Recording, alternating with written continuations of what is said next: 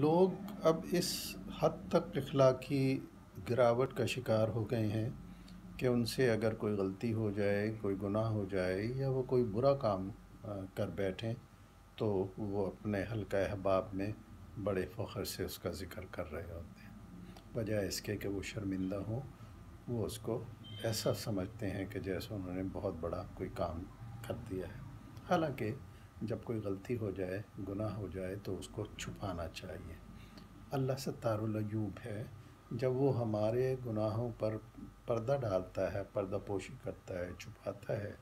تو ہم کیوں ایسا کرتے ہیں کہ اپنے گناہوں کی خود تشہیر کرتے چلے جائیں؟ یہ تشہیر کرنے سے ہم اپنے آپ پر کچھ گواہ پیدا کر لیتے ہیں کہ کل جب قیامت کے روز پوچھا جائے تو پھر اس وقت یہ بھی ایک گواہی ہوگی کہ کہ تم نے تو یہ گناہ کیا تھا اور یہ لوگوں کے سامنے بڑے فخر کے ساتھ کہا کہ میں نے ABC یا الف ب پہ نقصان کیا، کسی کا گناہ کیا، تنگ کیا، حق اس کا غصب کر لیا۔ تو یہ سب بری چیزیں ہیں۔ اگر غلطی ہو گئی ہے تو اس کو چھپا لو بھائی، اس کو فخر نہ کریں بلکہ اس سے توبہ کریں،